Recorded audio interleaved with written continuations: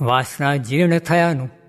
સ્વામિનારાયણ હરે સંવત 1884 શ્રાવણવદી 10મીને દિવસ શ્રીજી મહારાજ શ્રી ગઢરામ મધ્યે દાદા ખચરના દરબારમાં ઉગમણે દ્વાર ઓરડાની ઓસરીએ વિરાજમાન હતા અને સર્વ શ્વેત વસ્ત્ર ધારણ કર્યા હતા ને કંઠને વિશે પુષ્પના હાર પહેર્યા હતા ને પાગને વિશે પુષ્પના તોરા લટકી રહ્યા હતા ને પોતાના મુખારવિંદની આગળ મુનિ તથા દેશ દેશના હરિભક્તની સભા ભરાઈને બેઠી હતી.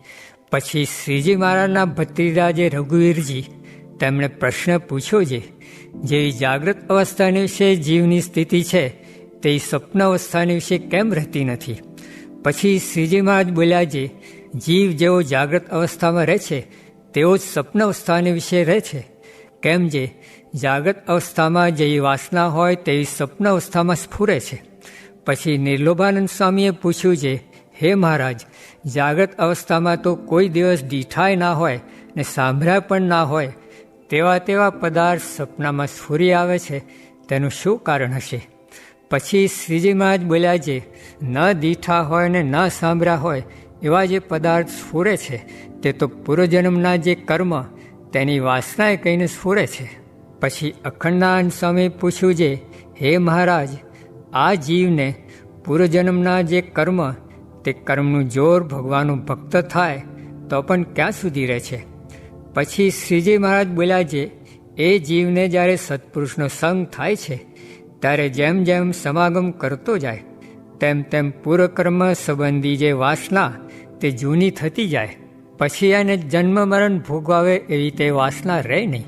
જેમ 3 વર્ષની તથા 4 વર્ષની જે જૂની ડાંગર થઈ પછી તે જમામાં તો આવે ખરી પણ વાવે તો ઉગે નહીં, તેમ પૂર્વકર્મની વાસના છે તે જીર્ણ થાય ત્યારે જન્મ મરણને ભોગવાવે એવી રહે નહીં.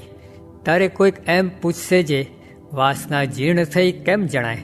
ત્યાં દ્રષ્ટાંત, જેમ કોઈ પુરુષો ઢાલો તરવારો લઈને સામસામા લડાઈ કરતા હોય તે જ્યાં સુધી સામસામા એમનેમ ઊભા રહે ત્યાં સુધી એ બેનું બળ બરાબર જણાય અને જ્યારે એક જણાનો પગ પાછો હટ્યો ત્યારે એ હાર્યો કહેવાય. તેમ ભગવાનનો જે ભક્ત હોય તેને ભગવાન સંબંધી ને વિષય સંબંધી જે સંકલ્પ તે જ્યાં સુધી તુલ્યપણે વર્તતા હોય ત્યાં સુધી એમ જાણવું છે વાસના બળવાન છે, અને જ્યારે ભગવાન સંબંધી જે સંકલ્પ તે વિષય સંબંધી સંકલ્પને હટાવી દે ત્યારે એમ જાણવું છે વાસના જીર્ણ થઈ ગઈ છે.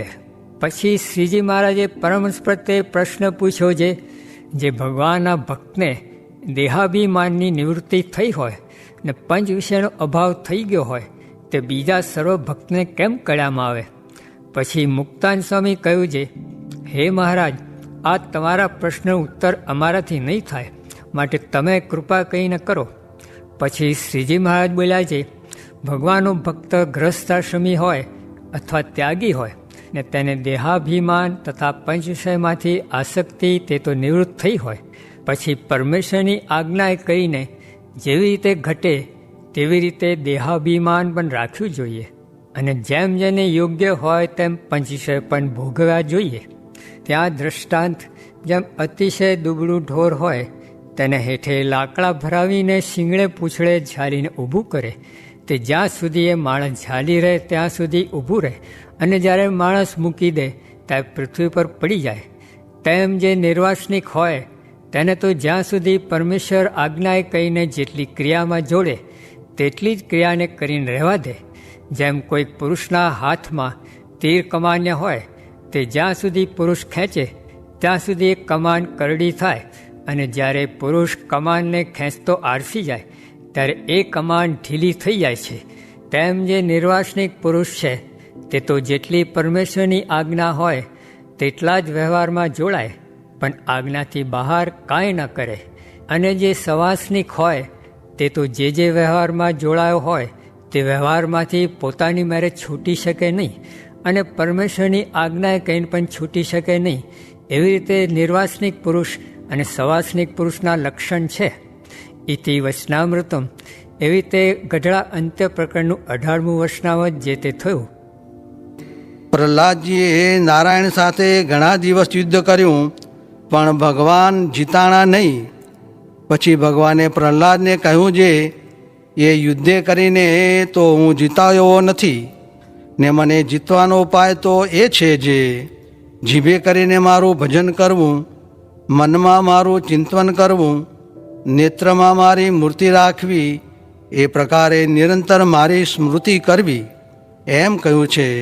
પછી એવી રીતે પ્રહલાદે અભ્યાસ કર્યો ત્યારે ભગવાન 6 માસમાં વશ થઈ ગયા. માટે ભગવાનને રાજી કરવાને અર્થે આ ઉપાય સર્વોપરી છે તે શીખવો. સ્વામિનારાયણ સ્વામીએ વાત કરી જે 4 પ્રકારના સત્સંગી, તેમાં પ્રથમ સૌ કરતાં સરસ આત્મા ને પરમાત્માના જ્ઞાનવાળો, ને તે પછી બીજો ધ્યાન ને પ્રીતિવાળો. તેણે કરીને જોડાયો હોય તો તે પાર પડે, ને તે કેડે ત્રીજો આજ્ઞાવાળો, તે આજ્ઞામાં રહીને માંડ પૂરું કરે, તે પણ પાર પડે તો તે ઠીક છે.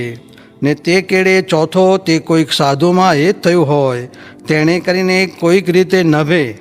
એ રીતે 4 પ્રકારના ભક્તના રૂપ કયા.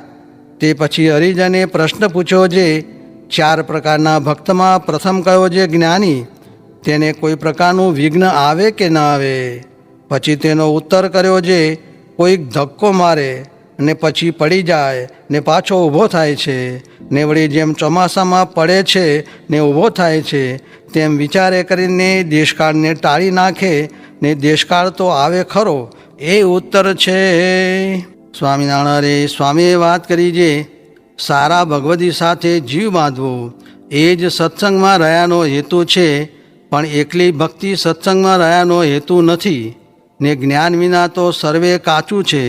ને સારા ભગવદી સાથે જીવ બાંધ્યો હતો તો કરશનદાસને ને મહાવીર્યાનંદને સત્સંગમાં રાખ્યા, ને તે વિના તો રાધેશ્વરાનંદ ને હિરણ્ય ગર્ભાનંદ ગયા, ને અમીરે પણ ઘણી ભક્તિ કરી હતી તો પણ તે ગયા. એ વાતો વિસ્તારે કરીને કહી.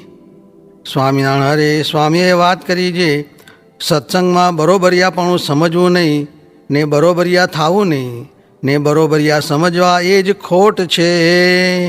સ્વામિનારાયણ સ્વામીએ વાત કરી જે દેહ પડી ગયો એટલે શું થયું, પણ જીવ ક્યાં મરે છે.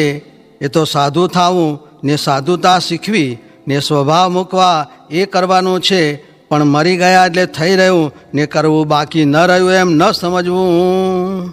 સ્વામિનારાયણ હરે સ્વામીએ વાત કરી જે મુમુક્ષુ જીવને જ્ઞાન પણ થાય ને હેત પણ થાય ખરું, પણ સત્સંગમાં કુસંગ છે તે એનું ભૂંડું કરી નાખે છે, માટે તે ઓળખવો. સ્વામિનારાયણ હરે સ્વામીએ વાત કરી જે સુરતથી મહારાજ ચાલ્યા, તે કીમ નદીમાં ઉતર્યા, ત્યાં ભારે ભારે સુખડા થાળ ભરીને બ્રહ્મચારીએ મૂક્યા. ત્યારે મહારાજ કહે આપણે ત્યાગી આવું ન ખવાય.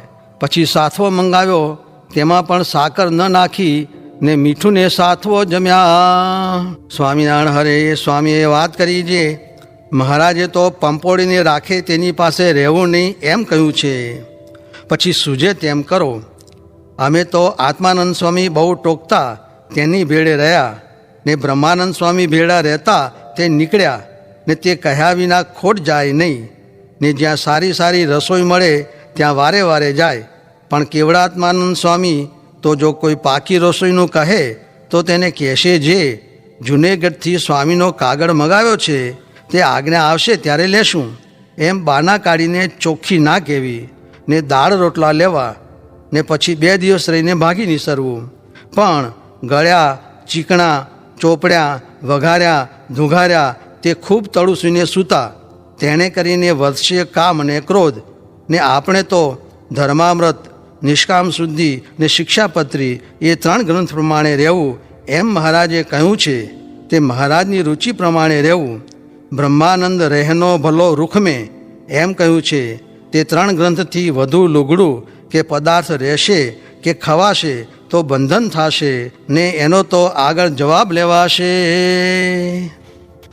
સ્વામિનારાયણ હરે સ્વામીએ વાત કરી જે મંદિરમાં બીજા માણસ ભલે હોય, પણ એક માણસને ઉદ્વેગ કરે ને ધન સ્ત્રીનો પ્રસંગ રાખે, તેને તો ન જાય તો પણ કાઢી મૂકવો.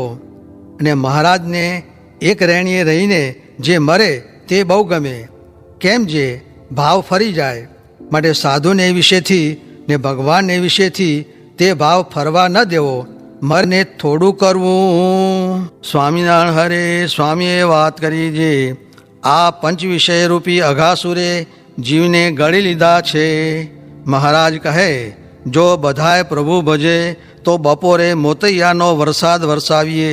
તે જે દી કહે તે દી ગોળના ખાંડના જે કહે તે વરસાવીએ, પણ જીવ માળા લઈ બેસી શકે નહીં.